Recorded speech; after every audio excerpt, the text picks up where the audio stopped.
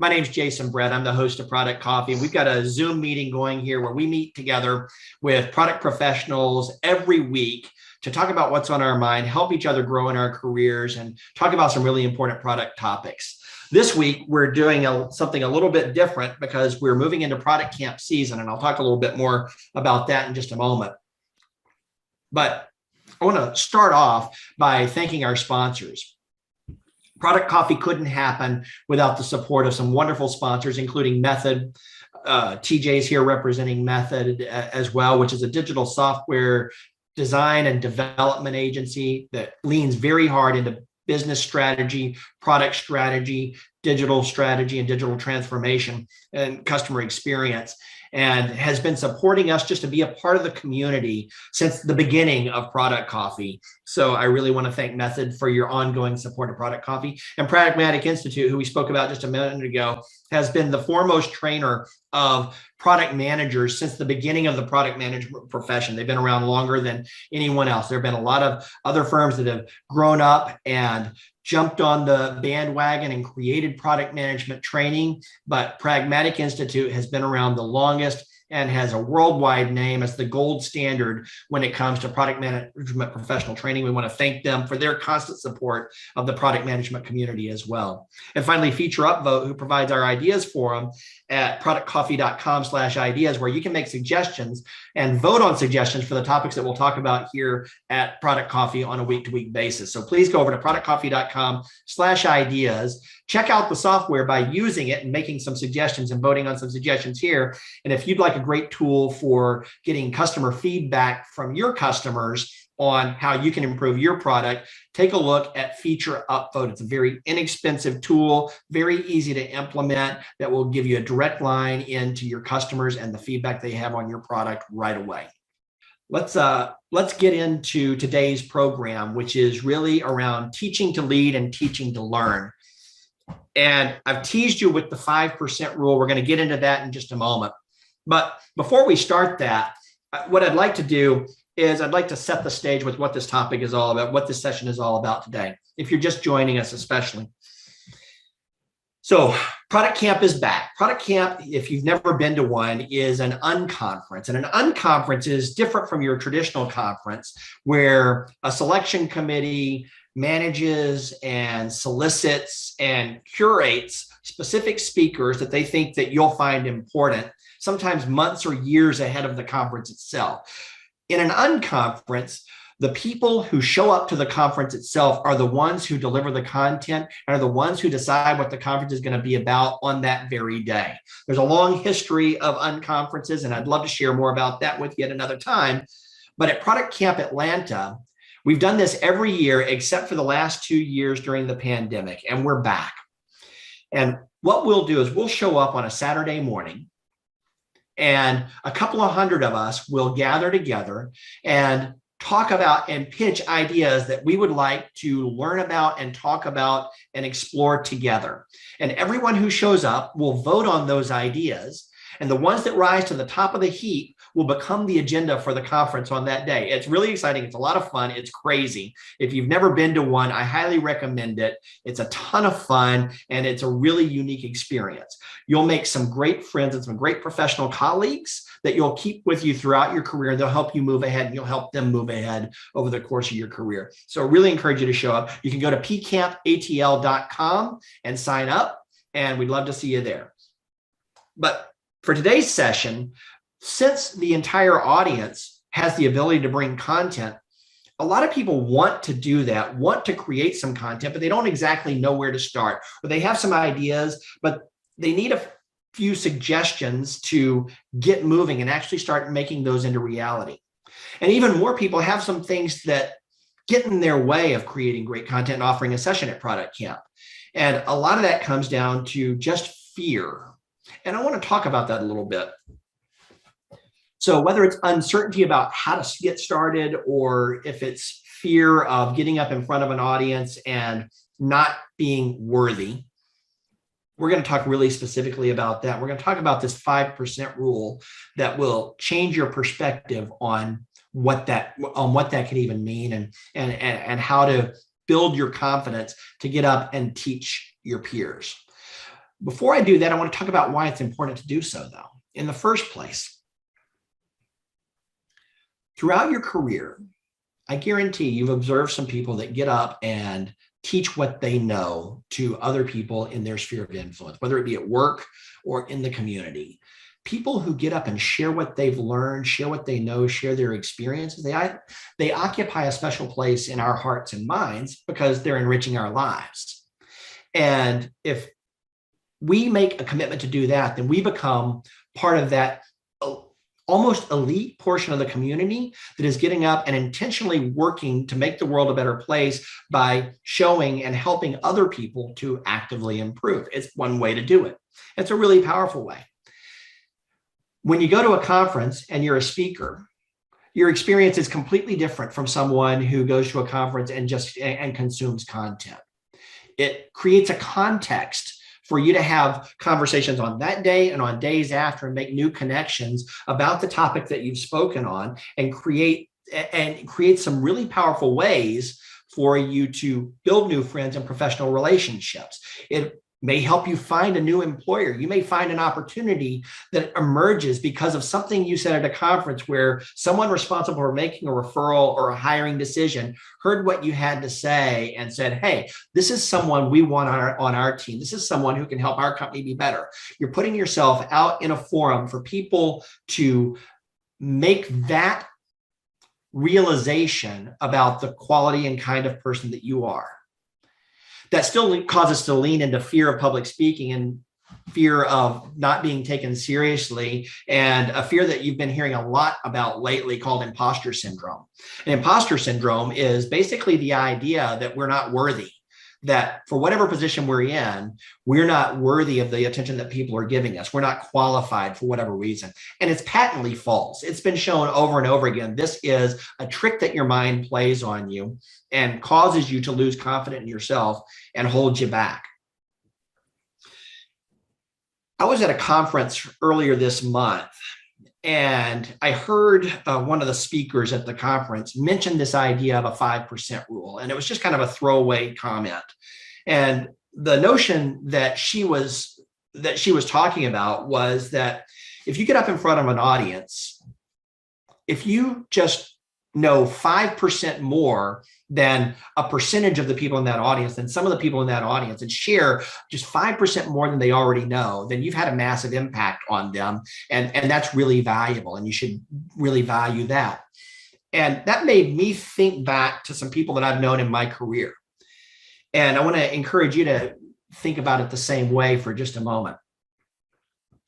How many times has someone in your sphere made a comment or made an observation or told you about something they read, and they made just a very small connection to something else you'd been thinking about that gave you an aha moment? All of a sudden you said, oh, I never thought about this problem that way. That changes everything.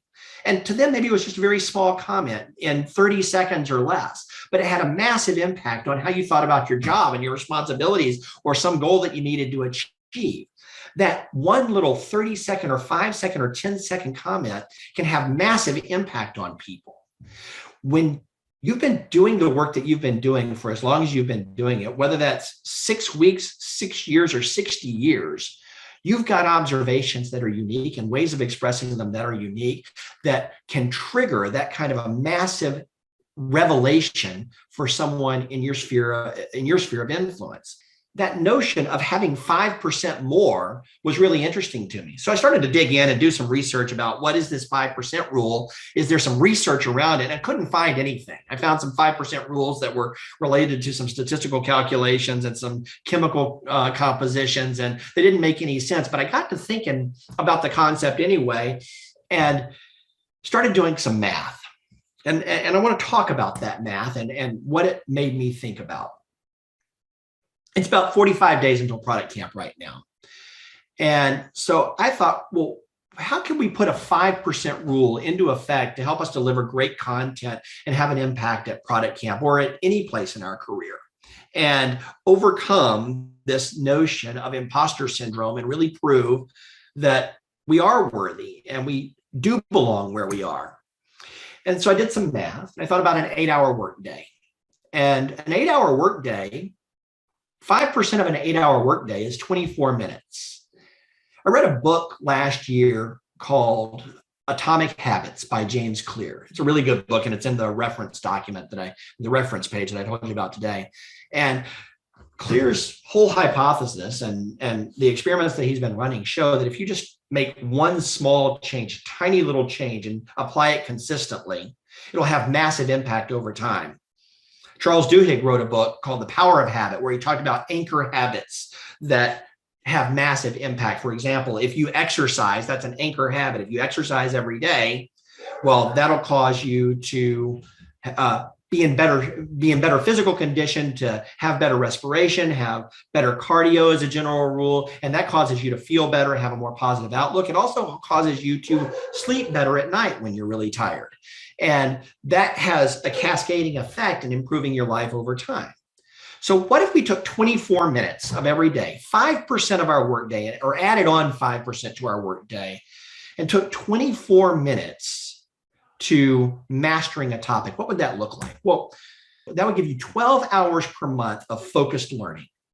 12 hours per month is a lot. Between now and Product Camp, there are 18 hours if you just take 24 minutes a day and dedicate that to learning a topic to teach to others. That would give you 18 hours between now and Product Camp, or to master a product. But what does 18 hours do for you? Well, 18 hours is a lot, actually. In 18 hours, you can read an average of 154 average blog posts. And that's assuming that an average blog post on Medium takes about 7 minutes to read, or at least what they did. Medium did a study, and they saw that of the most engaging posts across Medium, those most engaging posts had an average reading time of about 7 minutes. So that seems to be a really kind of an optimal time frame to learn something and be engaged with it. If you're an average speed reader, you can read about 2.5 books in 18 hours, 300-page books. If you're a smart reader and you dig in and you selectively read and you understand how to explore the contents of the book and find the important meat of it, you can get through 8 books in 18 hours, picking out the important content from them. You can get the meat out of 36 to 50 podcasts. If you're thinking about hour-long podcasts and you jump ahead past all the introductory stuff, get to the meat of the conversation, and then get past the meandering that comes at the end of most of those conversations as well, you can get the meat out of 36 to 50 podcasts. Elizabeth just posted the 12-minute app for books. I'm not familiar with that one, but I've seen a few topics like it. That's a great concept as well. There are services out there that condense books to help you get more faster. So 12 minutes, I didn't do the math on 12 minutes across 18 hours, but it's going to be somewhere in the neighborhood of 100-ish books that you can consume with a 12-minute app for books. Thanks, Elizabeth. And you can watch or listen to 27 lectures. If you think about an hour-long lecture, once again, cutting out the ramp up and the ending and listening to them at higher speed, because we can do that now. We can listen to them as fast as we can process them, which is 1.5 or 2 times faster if you're listening on YouTube, for example. 27 lectures on any topic. So essentially what that means is that within 18 hours, 24 minutes a day between now and Product Camp, you can know more about anything you imagine than the vast majority of people. Inc. just published an article, Inc.com just published an article, and it's out there on the resources page. And Gallup did a study, and reading is at an all-time low in our society. You would think with the pandemic, people would be reading more, but they're not. They're still reading less and less. The average person reads less than 12 books a year. Above average people read just a little bit more. If you read 1.5 books a month, you are in the upper echelon of readers. You're consuming more knowledge than the majority of people. If you spend an 18 focused hours in 24-minute daily chunks between now and Product Camp, you will be mastering a topic. And you want to use the same concept of niching down and focusing in on a really specific topic to have massive impact. You will walk into Product Camp in 45 days as one of the biggest experts on whatever topic you've chosen in the room. But even if your insights are only 5% more than the average, you're still going to have a massive impact. And you're going to stand up and you're going to pitch your session. And if the audience there hears what you're saying and thinks they're going to learn something from you, they're going to choose to listen to and watch your session and participate in your session. So that's going to create a pretty powerful opportunity for you to get in front of the community and become a bigger part of the community, make some new connections. So I'm proposing today an action plan that you spend today, after this call sometime, you take 24 minutes to make a list of books, blog posts that you can find in some quick searching. Just search quickly and focus. Take out your Notion or your Evernote or a notepad or any tool that you can think of and just start bookmarking things, writing things down, and make a list of content to consume about a topic that you care about. And starting tomorrow, spend 24 minutes consuming that list. 24 minutes, set a timer, and then keep going every day. In the meantime, when you're not reading this content, that content's going to be percolating in the background. These are things that we know. And by the way, I don't have any illusions that I'm telling you something you've never thought of before. We know that if we consume content, it'll expand our thinking, it'll expand our ability to understand things and to share things and to apply things. We know that. But how many of us form a habit to intentionally do it? This is an easy habit to form, 24 minutes a day. 5% of your workday dedicated to learning will change you professionally, and it'll put you in a position to have some really powerful conversations with a lot of people and stand out. And so that's great and exciting, and that's cool, and that's fine. Let's talk about for a moment how to put that together into a session that people will want to participate in, and how to think about a session at ProductCamp. I want to talk about the types of sessions, the way to put together a session that will present really well for an audience and is generally a fairly low impact, and a way to take all this content and information that you've been consuming for a month and a half and put it into a powerful session that worked well for ProductCamp. ProductCamp's an unconference, so it works different from most conferences. Well, where lots of people do come to ProductCamp with a canned presentation, with a PowerPoint presentation, and they can stand up and they can lecture on a topic and talk about a topic. And some of our best sessions of all time have come with that kind of mentality. They do take some work to put together. And sometimes we have a lot of time to put them together, or sometimes we may not yet have all the insights we'd like to have. I can tell you one time, I had an idea for a session at ProductCamp, and I had it about 3 weeks before camp.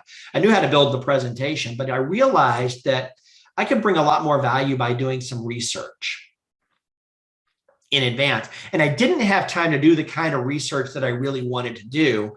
So I decided to put off doing that presentation and instead do a little workshop where I would dig in with product people on a topic and do some real-time interviews.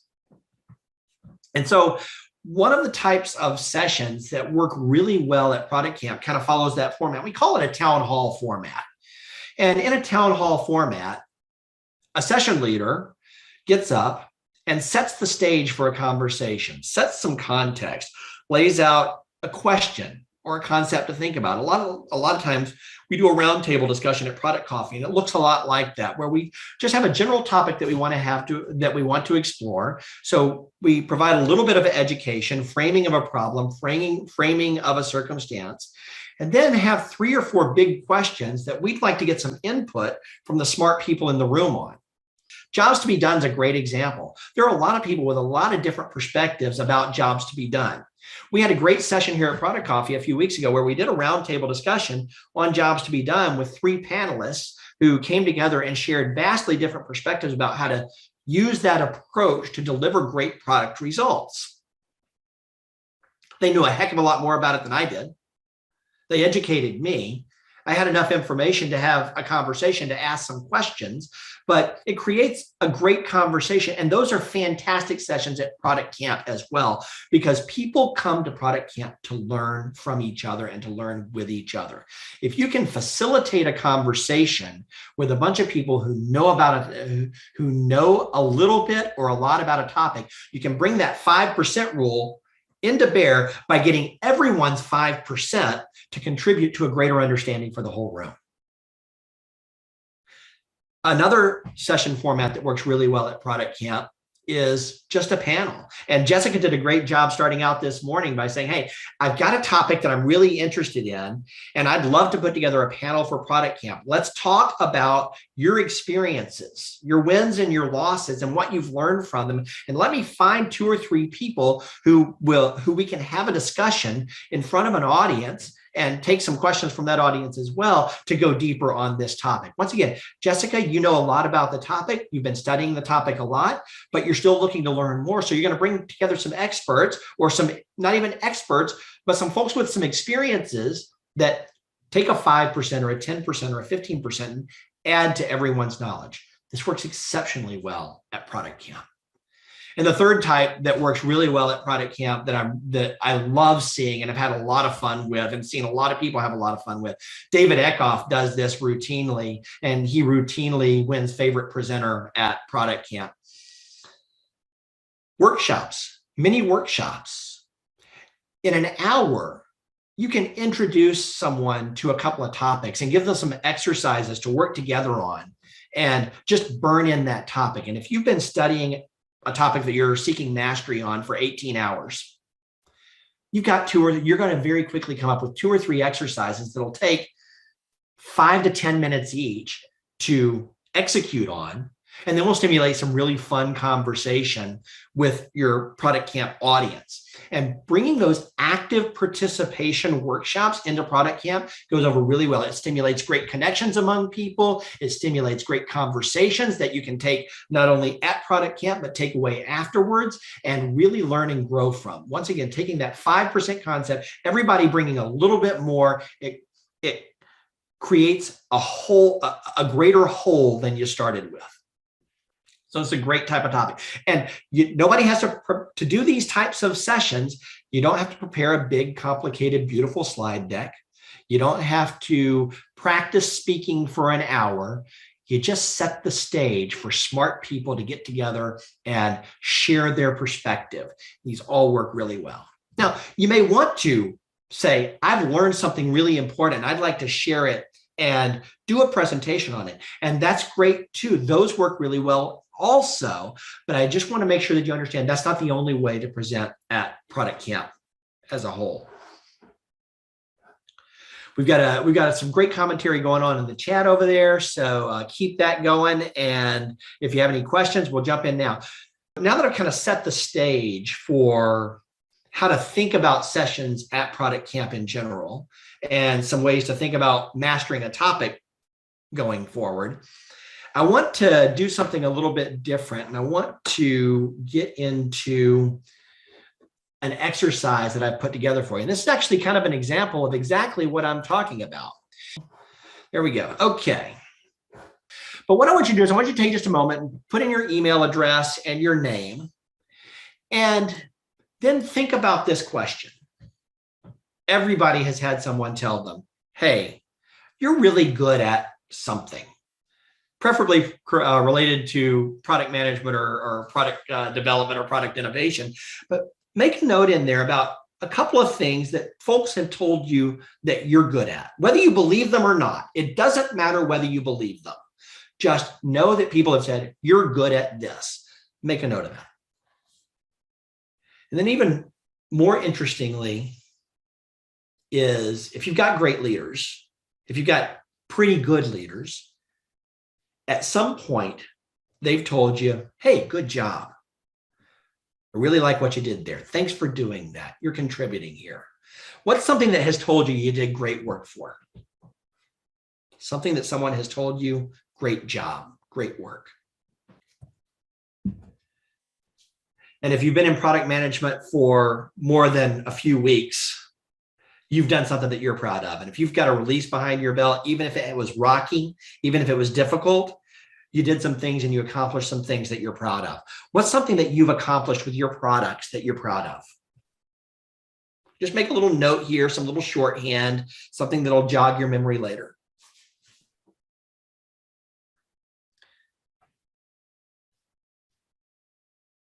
Now let's switch gears and think about what's an article or a book that you've read anytime in the last year or so that gave you an aha moment.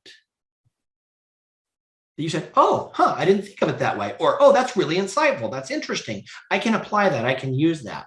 What was that book? What was that article? And if you can't remember exactly, just make a note about the general topic and what was important about it. Contemplate that.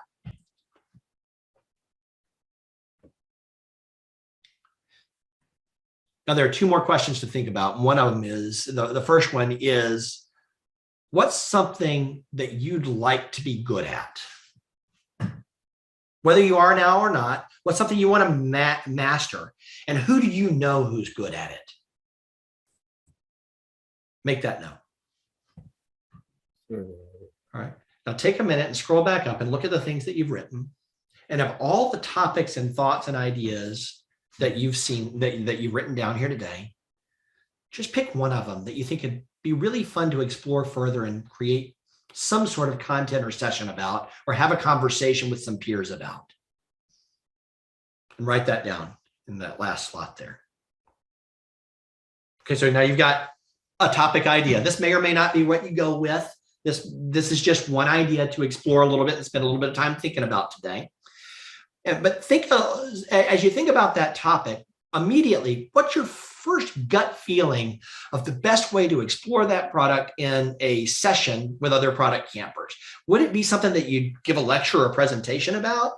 Or is it something that you'd like to pull together some experts or some knowledgeable people and have a panel discussion about? Or what, a town hall discussion where you're really getting a lot of feedback from a large audience and doing a group exploration?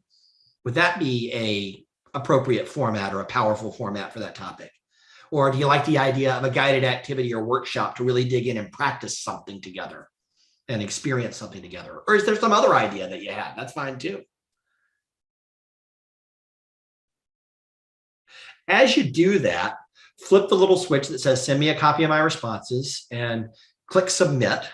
And by the way, you can come back and edit this, or you can do it again if you want to. You can fill it out a second time. Either way, you'll get the email with a link back to the original form. You can update it and save it, and we'll both get copies of it. We'll kind of watch how it progresses over time.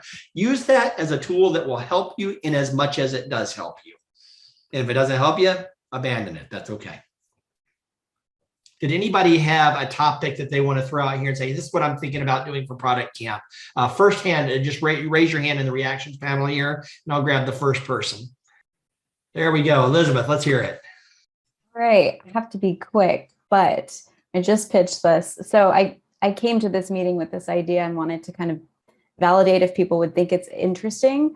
So the idea is, the path to PM excellency to product manager excellency is also a path of personal growth, because all of the attributes of a great product manager translate as well. So for example, holding all the perspectives of your stakeholders, your leadership, your customers, non-attachment. So we deal with that every day. Don't be attached to the outcome always, because things change.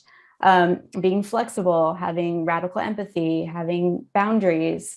These are all what are typically considered like soft skills when you're interviewing. But my goal here would be to really give perspective to new product managers coming in that know that they have these skills or they're working on these skills, for them to understand how important that is in the product management journey. Mm-hmm. I love that. I think that's a great idea. How are you thinking about formatting that format session? Yeah, the format is tricky. Maybe a workshop or a town hall. I have to think more about the how. I love the idea. And if there's anything, if you ever want to bout anything around, feel free to grab some time. I'm glad to talk about it with you too, and help out in any way I can. And Thanks. I'm thinking about sending out a note to everyone who signed up to potentially lead a session about maybe putting together some voluntary Slack-based ideation and accountability teams to like just kind of like get 3 or 4 people to work together and just kind of help each other along on that. So if that's something that sounds interesting to you, I might. I see some heads nodding, so I'll see what we can do to put that together. Especially if I can get a volunteer to help me run that. I'm working on a sessions coordinator volunteer right now as well, like a sessions lead for that. That'll come in. I want to give a closing thought, and then for as long as people can stick around and talk, we'll take a few more minutes. I see Reggie and Jessica both have their hands up. If you can stick around for a few minutes, we'll dig in on what you've got. One of the things that I think is really cool about Product Camp is if you look at getting to Product Camp and getting to lead your session that you pitch as the definition of success, I think you're leaving a lot of opportunity on the table as well. Just putting something together and having it ready to pitch and pitching a session at Product Camp is just like product development in that it's an iteration. That session pitch that you'll do at the beginning is a minimum viable product. That is just getting feedback from your market on what works and doesn't work. And if you don't get chosen, that doesn't mean that they didn't like your idea. It means that there were other things that were more important to them on that day. And so it still gives you a tool to work with, and you can still refine it. And the sessions and the ideas that you create for conversations at Product Camp don't just apply to Product Camp. There are hundreds, if not thousands, of other forums that you can take your idea to and work with an audience and work with a team to bring that idea out to other people. It might be with a lunch and learn at your everyday job, at your work. You might be interested in doing a product coffee session, which has a global audience that won't be there on Product Camp Day in Atlanta. Or you might want to even go so far as to visit another product camp in another city. People do that all the time to expand your own personal network and sphere of influence. There's no limit to how you can take the work that you do over the next 45 days and build a piece that will help propel your career, your life, and your network forward. So don't think of Product Camp as the end, think of it as an iteration. So having said that, I'm going to wrap today's session and thank everybody for joining us officially. I'm out.